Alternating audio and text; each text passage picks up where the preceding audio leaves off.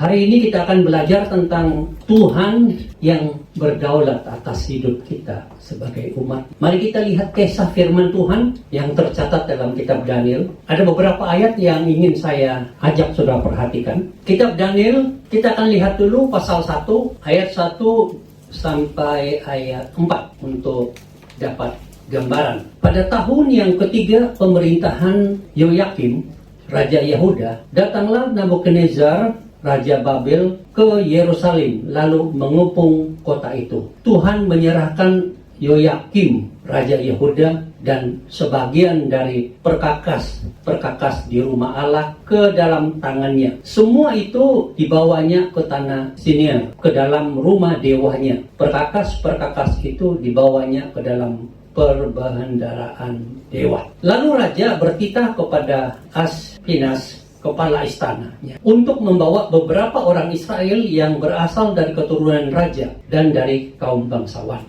yakni orang-orang muda yang tidak ada sesuatu celah, yang berperawakan baik, yang memahami berbagai-bagai hikmat, berpengetahuan banyak, dan yang mempunyai pengertian tentang ilmu, yakni orang-orang yang cakap untuk bekerja dalam istana raja, supaya mereka diajarkan tulisan dan bahasa orang Kasdim. Seterusnya, kalau saudara mau mengetahui sejarah, bisa terus membacanya. Tapi kita akan loncat ke pasal 3. Kita tidak akan membaca seluruhnya, tapi ada beberapa ayat yang saya ingin bacakan untuk menolong kita mengerti tentang apa yang terjadi. Ayat 16 hingga ayat 18. Lalu Sadrak, Misak, dan Abednego menjawabnya, Raja Nabukadnezar, tidak ada gunanya kami memberi jawab kepada tuanku dalam hal ini. Jika Allah kami yang kami puja sanggup melepaskan kami, maka ia akan melepaskan kami dari perhatian yang menyala-nyala itu dan dari dalam tanganmu, ya Raja. Tetapi seandainya tidak, hendaklah tuanku mengetahui, ya Raja, bahwa kami tidak akan memuja dewa tuanku dan tidak akan menyembah patung emas yang tuanku dirikan. Kita terus lihat di pasal 6.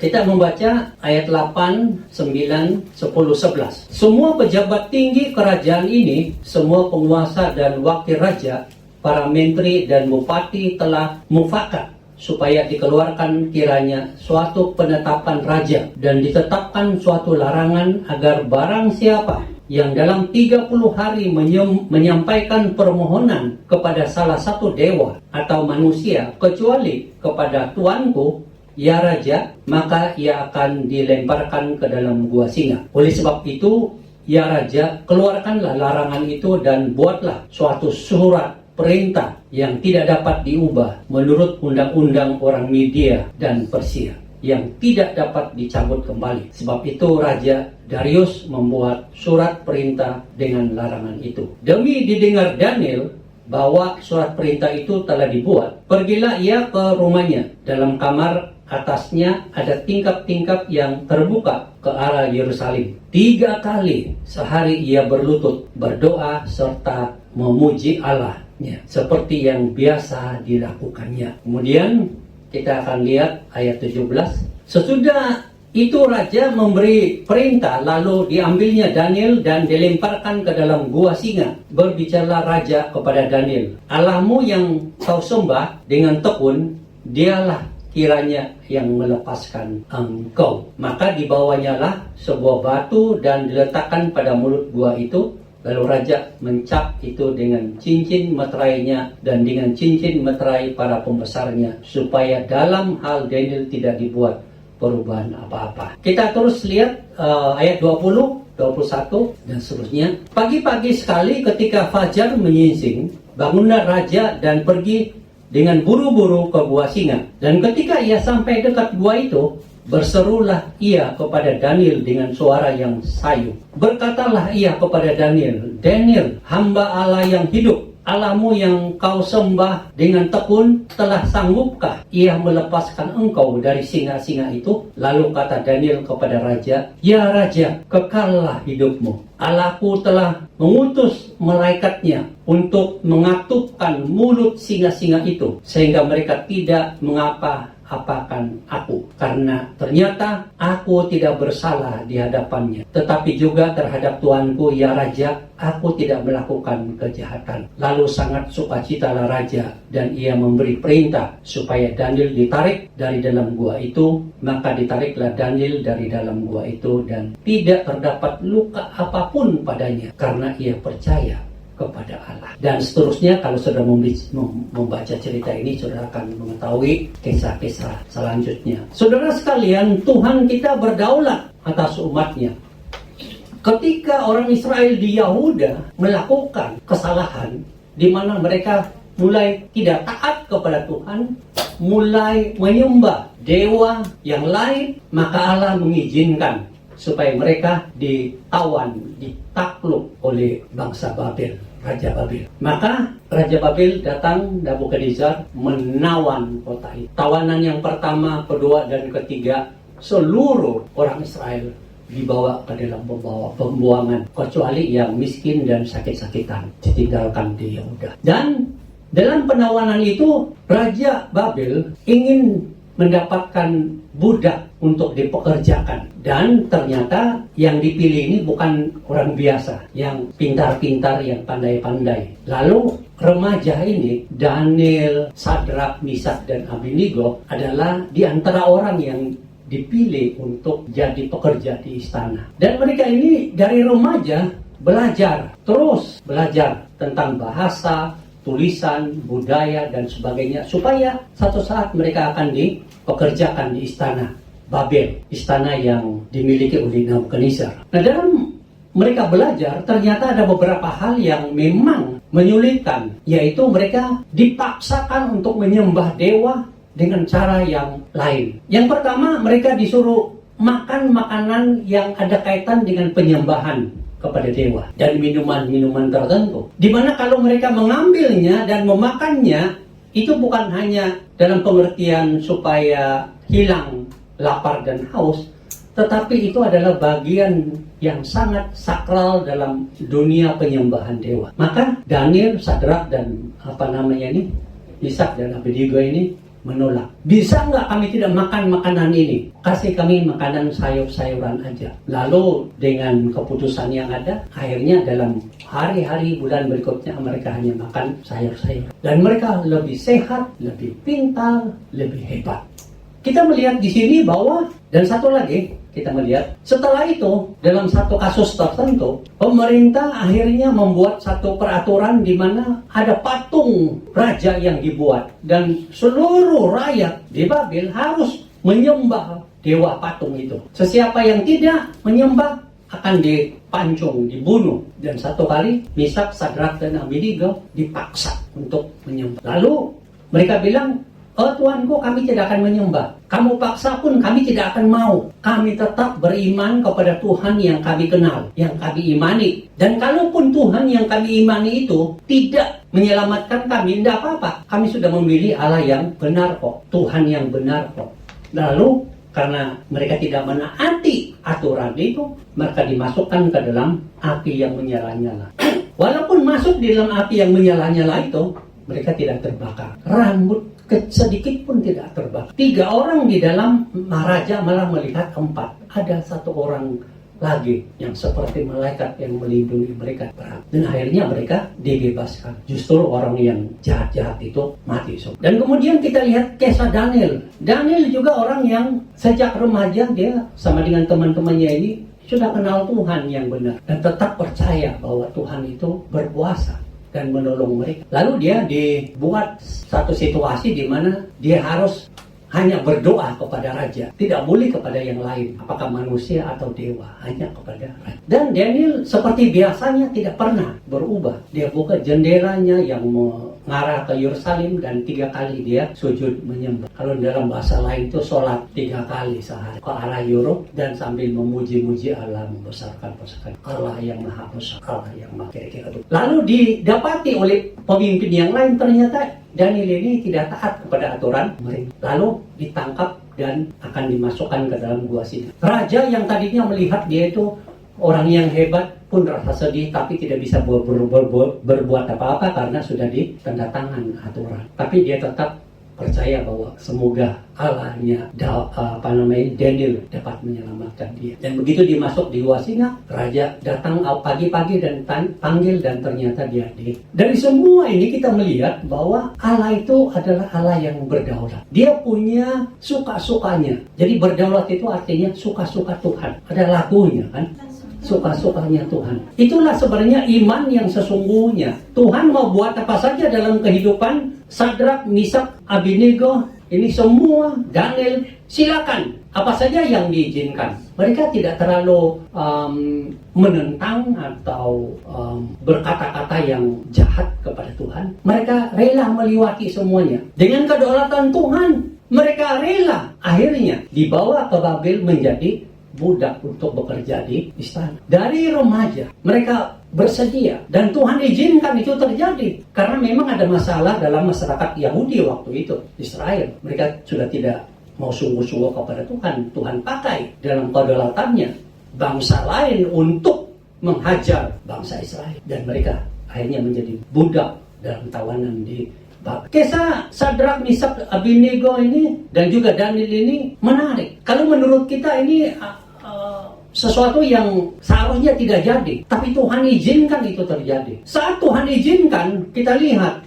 kedaulatan Tuhan. Pertama, dia mengizinkan hal buruk terjadi dalam kehidupan. Yang satu dibakar, yang satu dimasukkan ke dalam gua singa. Tapi di dalam kedaulatan Tuhan sendiri, Tuhan menyelamatkan mereka dari perapian yang sangat dahsyat ini, dari mulut singa yang sangat dahsyat. Itulah kedaulatan Tuhan. Dan akhirnya, kalau saudara membaca pengalaman Daniel ini, kalau ayat 27 dari pasal 6, 26, sebenarnya 26, 27. Kemudian Raja Darius mengirim surat kepada orang-orang dari segala bangsa, suku bangsa, dan bahasa yang mendiami seluruh bumi yang ada waktu itu ya. Bunyinya, bertambah-tambahlah kiranya kesejahteraanmu. Bersama ini kuberikan perintah bahwa di seluruh kerajaan yang kukuasai, orang harus takut dan gentar kepada Allahnya Daniel. Sebab dialah Allah yang hidup, yang kekal untuk selama-lamanya. Pemerintahannya tidak akan binasa dan kekuasaannya tidak akan berakhir. Tuhan mengizinkan situasi sulit terjadi dalam kehidupan Daniel dan teman-temannya, dan Tuhan menyelamatkan mereka dari kesulitan itu, dan akhirnya Raja Babel itu mengakui bahwa tidak ada yang lebih dahsyat, tidak ada yang lebih benar selain Allahnya Daniel. Dan dia menulis perintah itu kepada seluruh tanah jajahannya supaya mereka menerima hakim. Artinya apa? Walaupun Daniel dan kawan-kawannya dan orang Yahudi itu di dalam tawanan sekalipun, Tuhan tetap berdaulat, mengizinkan dan mau menyelamatkan. Akhirnya pada saat Raja Darius yang memerintah itu, kemudian orang Israel diizinkan kembali pulang ke tanah, ke Yerusalem. Begitu, diizinkan kembali. Jadi kita melihat bahwa Tuhan berdaulat mengizinkan sesuatu terjadi untuk menghajar mereka, dan saat mengalami situasi-situasi sulit, Tuhan ada di situ mengizinkan, tapi Tuhan juga ada di situ menjadi juru selamat. Semua ini adalah supaya orang Israel tahu bahwa dia akan menjadi juru selamat dan penolong mereka. Nah, inilah kedaulatan Tuhan dalam kehidupan orang Israel, dan khusus Mesak, Sadrak, Abednego, dan Daniel, supaya ini terjadi untuk ada tujuan dan pengajaran khusus bagi bangsa Israel dan kepada raja itu, dan kembali mereka dibawa kembali ke Yerusalem, ke Yehuda kembali. Nah, ini adalah cara Tuhan di dalam kedaulatan. Dalam kehidupan saudara dan saya ini, mungkin kita tidak akan mengalami pergumulan yang seberat ini, tapi ada pergumulan-pergumulan tertentu dalam kehidupan kita. Sulit kita hadapi. Mungkin kita menghadapi keluarga yang hancur dan tiada lagi, berantakan. Mungkin kita pernah melewati situasi sulit dalam hidup kita. Kekecewaan demi kekecewaan kita alami, keputusasaan demi keputusasaan kita alami. Tapi kita sebagai anak-anak Tuhan, imanilah bahwa saat Tuhan mengizinkan itu, dia punya maksud supaya mengajar kita untuk lebih dekat dan mencari Dia, supaya saatnya nanti kita tahu bahwa ada mujizat Tuhan yang Tuhan sediakan bagi kita. Mungkin mujizat itu tidak memperbaiki apa yang sudah terjadi atau sedang terjadi, tapi memperbaiki hati. Di saat seperti kesulitan besar pun, hati kita tetap ada ketenangan, ada kekuatan untuk menjalani kehidupan. Kalau saudara melihat sejarah hidup saudara, itu tidak mudah untuk diterima. Normal sekali kalau saudara kecewa dan putus asa dan marah-marah. Karena memang seperti itu seharusnya. Tidak ada orang yang bermasalah senyum. Hanya orang-orang yang memang ada masalah tentang kejiwaan, itu senyum terus. Kalau saya lihat di jalan, dia pakaiannya compang-camping, rambutnya bagaimana, makan tidak tahu, senyum terus. Kadang kita juga iri. Iri senyumannya maksudnya. Tapi memang begitulah orang yang ada masalah kejiwaan, senyum saja. Ceritanya banyak, kemana-mana, pokoknya tidak habis-habis. Kalau latar belakangnya Kristen, nyanyi rohani terus. Betul, teman saya yang melayani di rumah sakit jiwa, dibilang begini, kalau di sini nih, ada banyak orang yang tiap hari nyanyi rohani, dia bilang, nyanyi terus. Tapi sebenarnya dia bilang mereka sedang mengalami kejiwaan, masalah jiwa. Karena latar belakangnya di gereja, maka inilah yang menjadi titik-titik yang mereka ingat. Itulah, tiada lagi yang lain. Tapi ada yang sembuh, ada yang memang tidak bisa disembuhkan. Begitu. Tapi itulah hidup ini, saat kita mengalami atau saudara mengalami kehidupan yang sangat sulit, itu normal sekali untuk marah.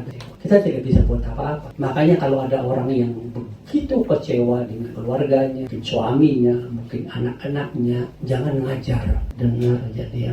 Karena mungkin saudara belum alami, atau saudara punya pengalaman tidak seberat dia. Bilang aja, aku berdoa untukmu, gitu aja, supaya kamu kurang ubanan, gitu. Makanya supaya hatinya tenang gitu.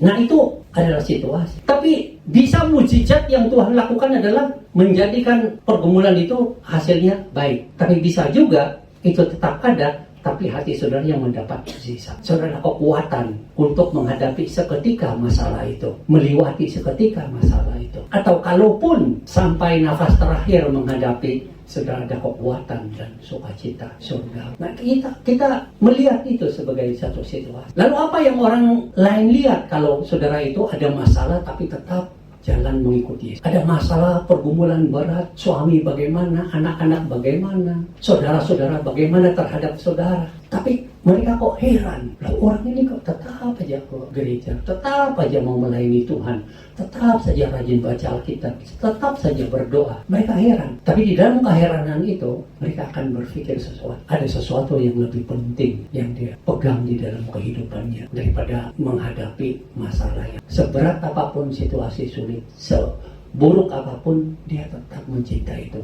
Kan seharusnya begitu. Dan ada orang yang percaya Tuhan lewat seperti itu. Ada orang yang mau mengikut Tuhan karena melihat iman saudara yang tetap teguh. Bisa nggak nanti masalah itu selesai? Bisa aja. Tapi sementara diizinkan terjadi, tetaplah dekat kepada Tuhan. Tetaplah percaya ke Tuhan. Ada yang Tuhan mau genapi di dalam kehidupan. Bisa itu berbentuk mukjizat terjadi dalam keluargamu dan semua itu jadi baik-baik saja. Bisa juga mukjizat terjadi di dalam hatimu, ada kekuatan yang berlipat ganda menghadapi apapun situasi. Karena selagi sudah hidup di dunia ini, sudah tetap menghadapi masalah yang berat. Suka atau tidak suka, sudah banyak berdoa, masalah tetap akan datang. Iblis itu tidak pernah takut dengan saudara. Dia hanya takut dengan Tuhan Yesus yang saudara imani, yang ada di dalam hati. Tapi secara umum, iblis itu tidak takut. Siapa saudara? Walaupun saudara dan kita semua mengklaim kita ini anak Tuhan, kita rajin ke gereja, rajin baca Alkitab. Saya sudah khatam Alkitab 3 kali, 4 kali. Silakan. Tapi siapa beritahu saudara? Iblis itu lebih hebat dari saudara, lebih pintar dari saudara. Siapa dia sebelumnya?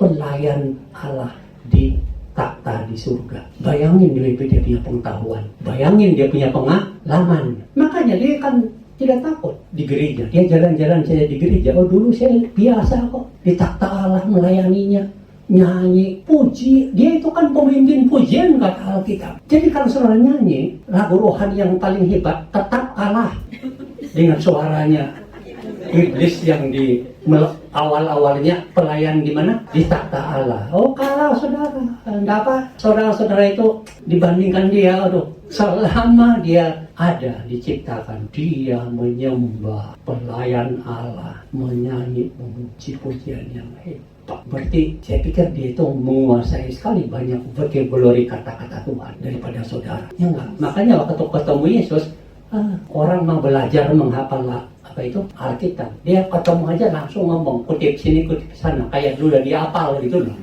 Memang hebat. Makanya jangan kita bangga. Tapi masalah si iblis satu saja, sombong. Makanya kesombongan yang ada di hati saudara matikan. Matikan. Karena begitu iblis sombong, dia mau jadi Tuhan. Dia bilang, oh sebaiknya aku yang menjadi Tuhan. Dia lupa dia punya kedudukan, bahwa ada yang lebih tinggi dari dia. Tuhan bilang, udahlah, kamu tidak layak di sini lagi. Lalu dibuang. Makanya jadi iblis yang berkeliaran di dunia ini.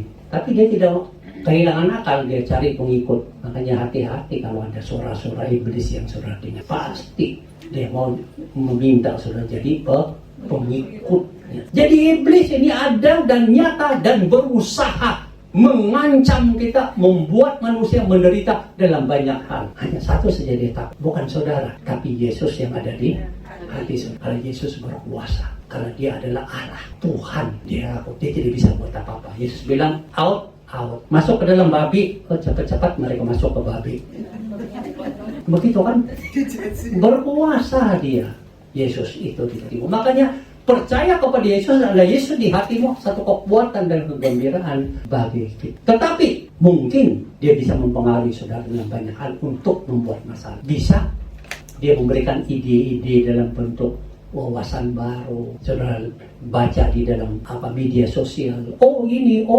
Padahal iblis sedang memberikan ide-ide yang lain daripada firman Tuhan. Itu caranya mempengaruhi sehingga saudara bermasalah, dan masalah itu akhirnya saudara menderita. Begitu menderita, walaupun orang percaya menderita masalah besar, nah mungkin saudara akhirnya marah-marah, padahal seharusnya masuk ke dalam hati, tanya, kenapa saya menghadapi masalah ini? Lalu bilang, oh karena saya mengikuti pikiran-pikiran dunia ini. Lalu bertobat dan kembali kepada Tuhan. Tuhan izinkan supaya saudara bisa berpikir lebih waras, menyelidiki hati dan kembali kepada Tuhan. Begitu. Atau saudara, oh saya ini tidak akan hadapi masalah lah. Tuh, iblis kasih ide orang-orang di luar sana yang seangkatan dengan dia, segrup dengan dia. Ada WhatsApp grupnya iblis.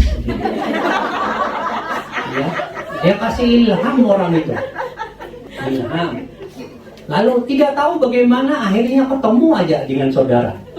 Di bawah jembatan atau di mana, atau di bis, di MTA. Jadi ada tawaran, macam-macam tawaran yang datang menggoda.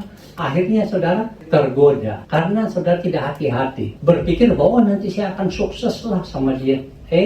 Suksesnya sih sukses, tapi sukses yang menghancur, sukses hancur, sukses menderita, ya kan? Sukses pokoknya berantakan hidup, berantakan financial kok saudara, dan sebagainya, banyak lagi lah. Nah itu kita tidak bisa lari, itu akan ada gitu loh.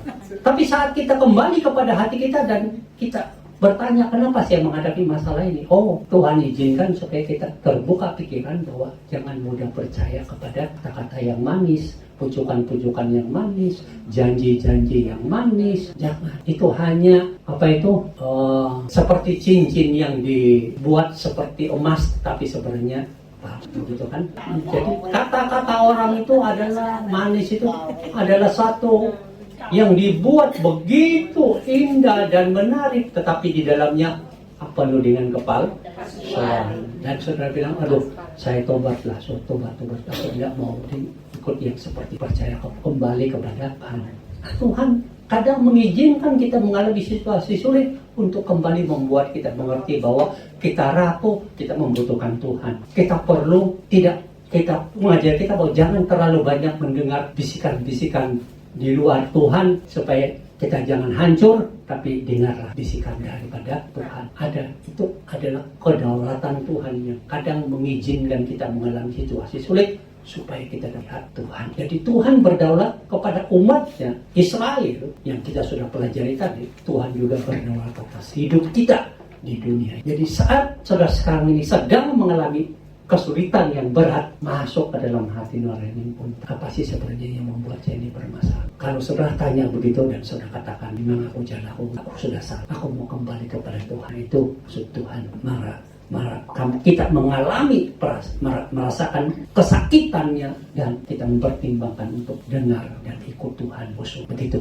Jadi ada kedaulatan Tuhan. Bisa nggak ada mujizat Tuhan? Bisa. Kita tetap percaya bahwa Tuhan akan menolong. Tapi semua itu adalah di dalam kedaulatan Tuhan. Tuhan mengendalikan hidup kita ke hati. Berjalanlah di jalan dekatlah. Karena kita tahu Tuhan kita berdaulat atas hidup kita. Dia bisa mengizinkan apa saja terjadi, tapi Tuhan juga bisa membuat mujizat yang penting di dalam kehidupan kita untuk kita bisa lebih dekat kepada Tuhan. Saat saudara mengalami pengalaman buruk dan saat saudara mengalami kelepasan, saudara pasti akan mengatakan Tuhan hebat, Tuhan baik, Tuhan telah menolong. Itulah nandakan kedewasaan rohani. Amin.